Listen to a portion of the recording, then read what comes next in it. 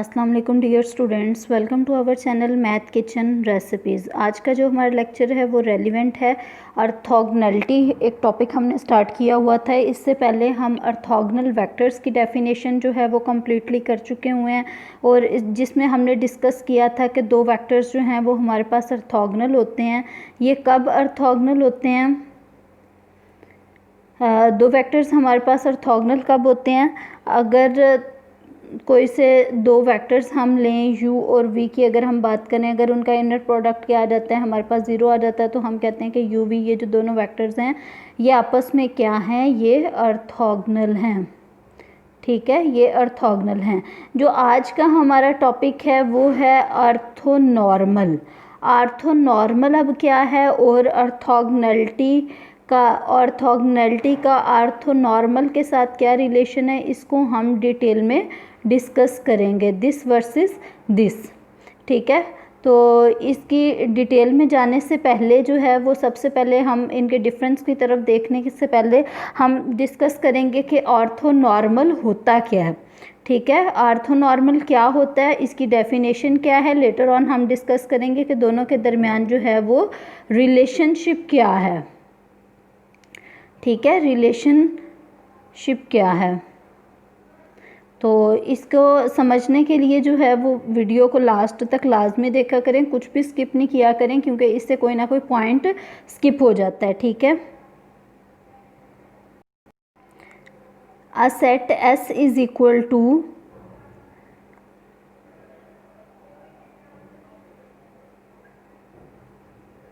Set S is equal to, अगर हमारे पास ये इस तरह का कोई भी सेट हो, ये सेट किस टाइप का होना चाहिए? ये हमारे पास S is equal to U i's क्या है? ये वेक्टर्स का एक सेट है in an inner product space V। अगर आपके पास कोई भी इनर प्रोडक्ट स्पेस V है, इनर प्रोडक्ट के लिए आपको पता है कि इनर प्रोडक्ट की प्रॉपर्टीज़ को सेटिस्फाई करना चाहिए इस V को। अगर ये है और उसका कोई भी सेट ऑफ वेक्टर्स हम S is equal to U I type का ले लेते हैं और इसकी एंट्रीज जो है, ये जो इनर प्रोडक्ट स्पेस है ये ओवर R है, इस set to be an orthogonal system. यहाँ पे न्यू टर्म इंट्रोड्यूस हो रही है, वो क्या है? Orthogonal system. जो टर्म्स आ रही हैं उनको अच्छे तरीके से अंडरस्टैंड करें ताकि आपको जो है वो इसकी अंडरस्टैंडिंग में और कॉन्सेप्ट क्लियर हो सके। ठीक है, तो ऑर्थोगोनल सिस्टम, हम इसको ज़्यादा वेक्टर्स है ना, तो इसलिए हमने इसको क्या नाम दे दिया? सिस्टम का नाम दे दिया। अब देखें ये क्या है? Orthogonal system. ऑर्थोगोनल की डेफिनेशन आपको पता है कि जो आपस में परपेंडिकुलर हो। परपेंडिकुलर का मतलब यही है कि उसका कॉस थीटा क्या होना चाहिए? 0 के इक्वल हो। अगर कॉस थीटा 0 है तो आपको पता है कि जो हमारे पास कॉस थीटा होता है वो यू वी इनर प्रोडक्ट आता है ओवर यू नाम वी नॉम आ जाता है। ठीक है, is equal to cos theta. जब कॉस थीटा ही 0 है तो डेफिनेटली ये चीज़ भी 0 हो जाएगी। अब जब हम ऑर्थोगोनल सिस्टम की बात करेंगे, इसका मतलब है हर दो वेक्टर्स इसमें से क्या होंगे? ऑर्थोगोनल होंगे। ठीक है, ये आपने मेजर जो इनका डिफरेंस है उसको माइंड में लाजमी रखना है। इसका मतलब ये होता है कि हर दो वेक्टर्स आपस में क्या होंगे? ऑर्थोगोनल होंगे। तो इसकी डेफिनेशन को डिटेल में देखते हैं। is said to be an orthogonal system if its distinct vectors, क्या इस पे कंडीशन है कि जो दो वेक्टर्स आपने लेने हैं वो आपने ये नहीं करना कि ui और ui का आपस में इनर प्रोडक्ट ले लें और फिर कह दें कि जी ये 0 है। नहीं, ये जो दो वेक्टर्स आपने लेने हैं ये सेम नहीं होने चाहिए। डिस्टिंक्ट का मतलब है कि ये डिफरेंट होने चाहिए। ठीक है, ये आपस में क्या होने चाहिए? डिफरेंट होने चाहिए। तो इन छोटे छोटे पॉइंट्स का आपने ख्याल रखना है, अदरवाइज़ आपकी डेफिनेशन जो है वो गलत हो सकती है। Distinct vectors are orthogonal. Orthogonality की डेफिनेशन हम ऑलरेडी कर चुके हुए हैं। यही होती है कि अगर हमारे पास कोई से दो वेक्टर्स ऑलरेडी हमने किया है, यू वी इनर प्रोडक्ट हमारे पास 0 आ जाता है, तो इसको हम क्या कहते थे? ऑर्थोगोनल कहते थे। अब देखिए यहाँ पे हमारे पास सिस्टम ऑफ वेक्टर्स है, सेट ऑफ वेक्टर्स है, कलेक्शन ऑफ वेक्टर्स है। तो ये आपस में जो है वो ऑर्थोगोनल कब होंगे? अगर हर दो डिस्टिंक्ट टू वेक्टर्स जो हैं वो आपस में क्या करें, ऑर्थोगोनल हैं। जब यहाँ पे डिस्टिंक्ट की बात आती है तो दूसरी बात जो आपने माइंड में रखनी है वो ये है कि इस कंडीशन में जो है वो आई और जे आपस में सेम नहीं होने चाहिए। अगर ये सेम हो जाते हैं तो फिर ये क्या नहीं रहेगा, डिस्टिंक्ट की प्रॉपर्टी को वायलेट कर जाएंगे। ठीक है, तो देखिए यही लिखा हुआ है कि अगर हमारे पास यू आई यू जे कोई से दो वेक्टर्स हैं एस में से और आई और जे आपस में इक्वल नहीं है और ये वाला इनर प्रोडक्ट 0 आ जाता है तो इस सेट ऑफ वेक्टर्स को हम क्या कहेंगे, ये क्या है, ऑर्थोगोनल सिस्टम है। ठीक है, ऑर्थोगोनल सिस्टम की हम डेफिनेशन क्यों कर रहे हैं जबकि टॉपिक हमारा ऑर्थोनॉर्मल था, क्योंकि ये दोनों आपस में समहाउ इंटरलिंक्ड हैं, इंटर रिलेटेड हैं। तो इस तरह से आपको डेफिनेशन ज़्यादा क्लियर हो जाएगी। अब देखिए ये जो हमारे पास सेट ऑफ वेक्टर्स था ये जो है ये ऑर्थोनॉर्मल सिस्टम या फिर ये ऑर्थोनॉर्मल कब होगा, जब हमारे पास कौन सी प्रॉपर्टी सेटिस्फाई करेगी, S is set to be. S क्या था, यहाँ पे आपको याद होना चाहिए कि एस हमारे पास यू आई टाइप्स के जो थे वो वेक्टर्स थे और ये जो सेट है ये हमारे पास ऑर्थोनॉर्मल सिस्टम कब बनाएगा। जो अभी हमने पहले डिस्कस किया था वो था ऑर्थोगोनल सिस्टम। ऑर्थोगोनल सिस्टम और ऑर्थोनॉर्मल सिस्टम में आपने कंफ्यूज नहीं होना, ये सेम नहीं है। ठीक है, इनमें छोटा सा डिफरेंस है। अगर तो आपके माइंड में रहेगा तो वेल एंड गुड, अगर नहीं रहेगा तो पेपर में या फिर कहीं पे भी अगर आपसे पूछा जाता है तो आपका जो है वो क्वेश्चन या फिर आंसर गलत हो सकता है। ठीक है, अब ऑर्थोनॉर्मल सिस्टम ये कब होगा कि अगर हम कोई से दो वेक्टर्स लेते हैं यू आई और यू जे, यहाँ पे डिस्टिंक्ट की कोई प्रॉपर्टी नहीं है, डिफरेंट नहीं लिखा हुआ, कुछ नहीं लिखा हुआ, सिंपली ये लिखा हुआ है ये वाले जो वेक्टर्स है ये किससे बिलोंग करने चाहिए, एस से। और जब भी हम इसका इनर प्रोडक्ट लें तो ये हमारे पास किसके इक्वल आना चाहिए, डेल्टा आई जे के इक्वल। अब डेल्टा आई जे से जो है वो आपने कंफ्यूज नहीं होना, ये वाली नोटेशन हमने ऑलरेडी डिस्कस की हुई है, ऑलरेडी आप लोगों ने बल्कि पढ़ी होगी टेंसर एनालिसिस में। टेंसर एनालिसिस में इसको हम किस नेम से जानते थे, इसको हम कहते थे क्रोनेकर डेल्टा। क्रोनेकर डेल्टा के नाम से इस नोटेशन से हम ऑलरेडी फेमिलियर हैं। तो चलिए देखते हैं कि ये हमारे पास क्रोनेकर डेल्टा जो है इसकी क्या प्रॉपर्टी थी कि ये जो क्रोनेकर डेल्टा है ये वाला ये हमारे पास 1 के इक्वल आएगा। ये 1 के इक्वल कब आएगा, जब आई और जे आपस में क्या होंगे, इक्वल होंगे।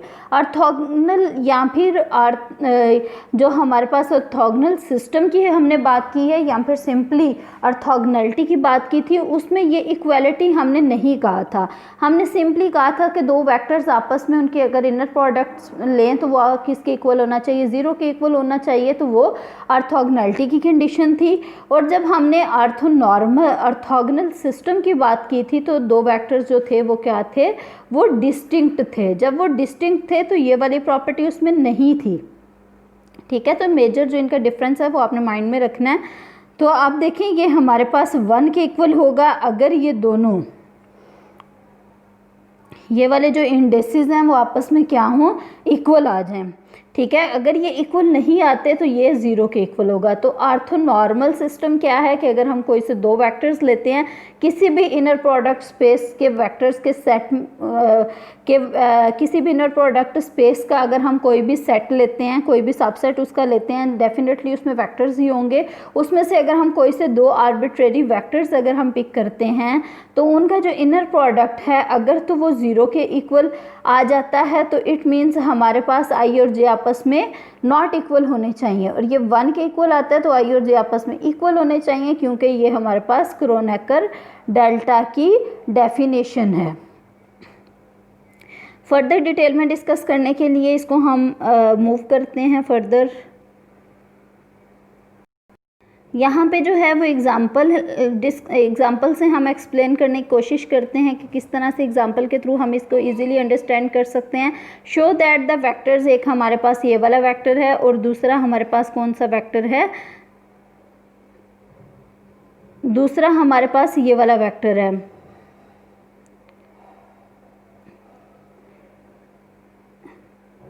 दूसरा हमारे पास ये वाला वेक्टर है, थर्ड हमारे पास ये वाला वेक्टर है, ठीक है।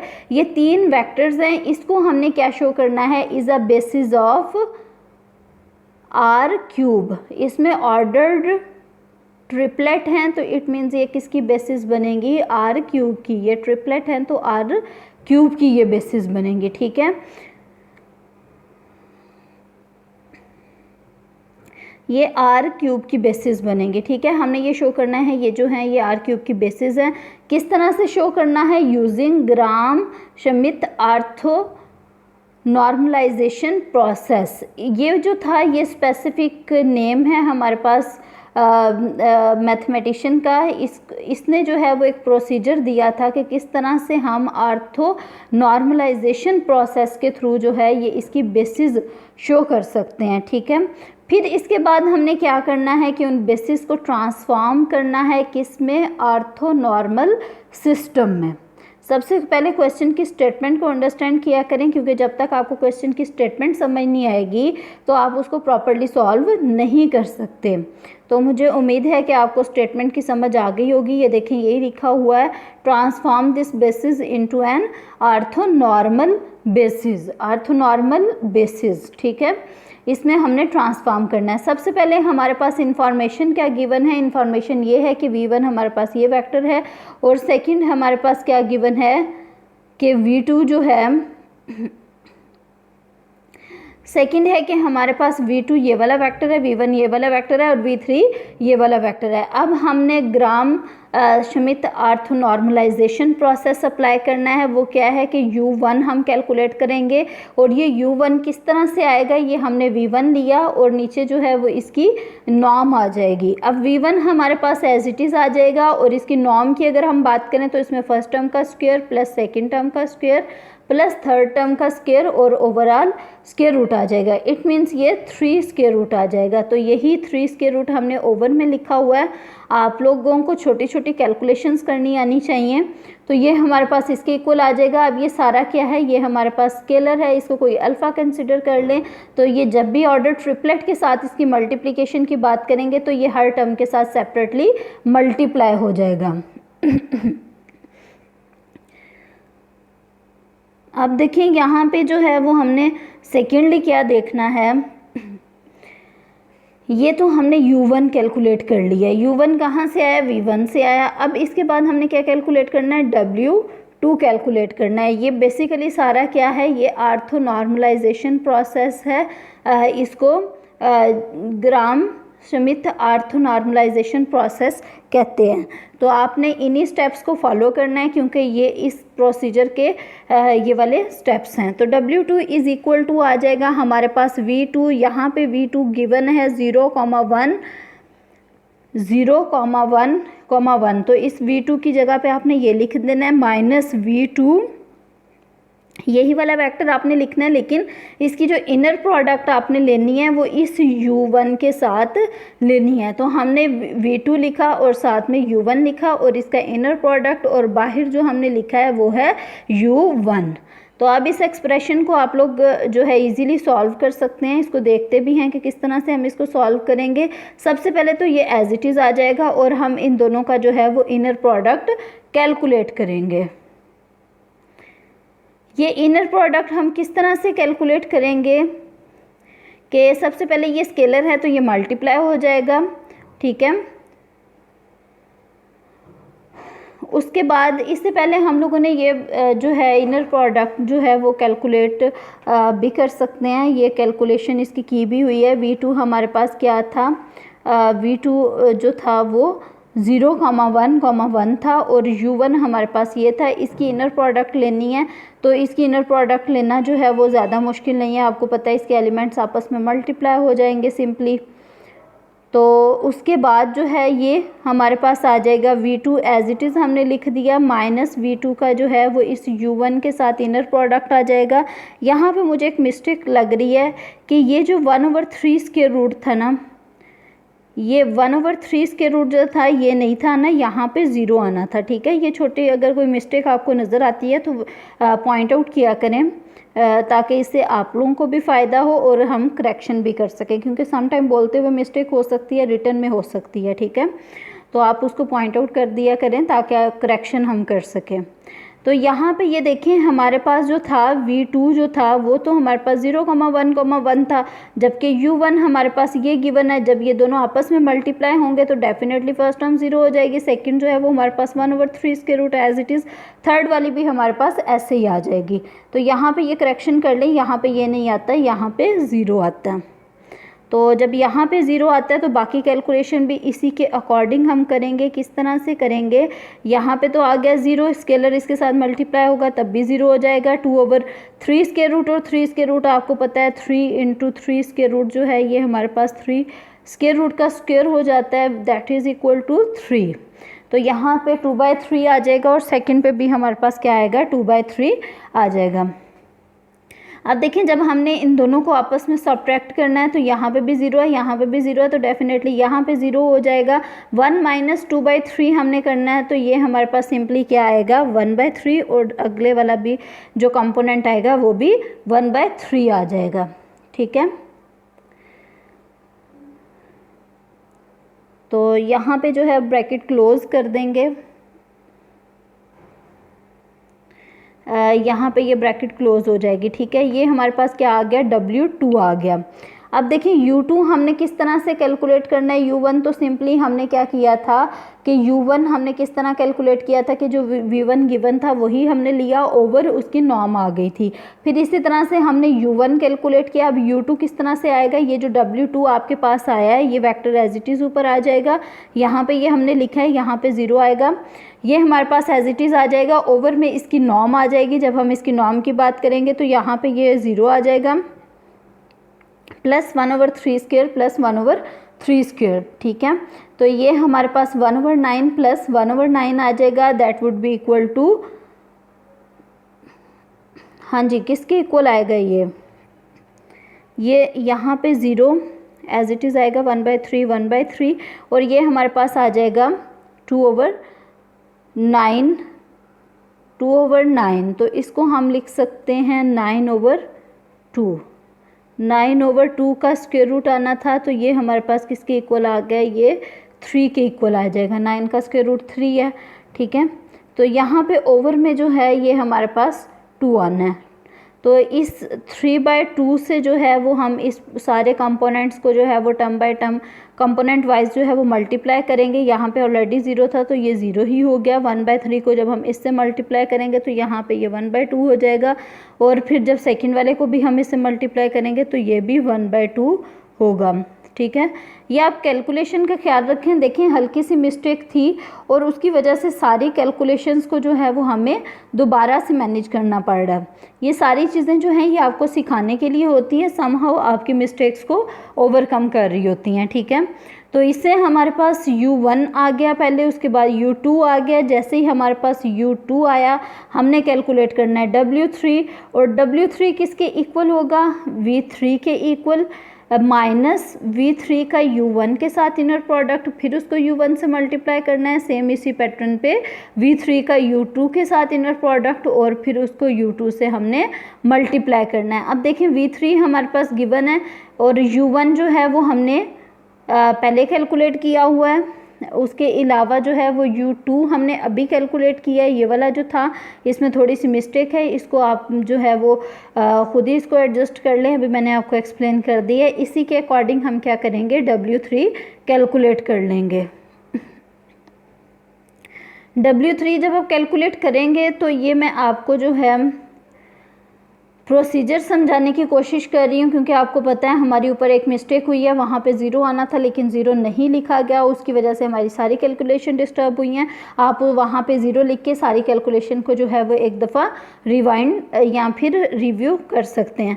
अब इसके बाद हम इस प्रोसेस को जो है वो बेसिकली हम स्टडी कर लेते हैं कि प्रोसेस क्या होता है, कि इसमें हमने फिर U3 कैलकुलेट करना होता है जो कि W2/W2 नॉर्म के इक्वल होता है। तो जैसे ही आप इसको कैलकुलेट करेंगे तो आपके पास क्या क्या आ जाएगा, U1 आ जाएगा, U2 आ जाएगा और U3 आ जाएगा। ठीक है, समझ आ रही है आपको। तो जो ये हमारे पास U1 U2 और U3 आएगा, जो भी वो आएगा वो हमारे पास क्या होंगी, वो हमारे पास होंगी रिक्वायर्ड ऑर्थोगोनल बेसिस। इसका मतलब है अगर आपको कोई भी वेक्टर्स गिवन है तो आप उसकी ऑर्थोगोनल बेसिस फाइंड आउट कर सकते हैं। अभी हमने ये स्पेशल मेथड प्रोसीजर डिस्कस किया है जो कि कंपैरेटिवली इजी भी है, चाहे आप इसको फॉलो कर लें या फिर आप किसी भी रूल्स को फॉलो करके आप इसको इजीली कैलकुलेट कर सकते हैं। थैंक यू सो मच, इसको स्टडी करें। अगर आपका कोई क्वेश्चन है तो ज़रूर पूछा करें और अपना फीडबैक लाजमी दिया करें ताकि पता चल सके कि आप जो है वो वाकई में इससे अवेल हो रहे हैं। ठीक है, ओके, अल्लाह हाफिज़।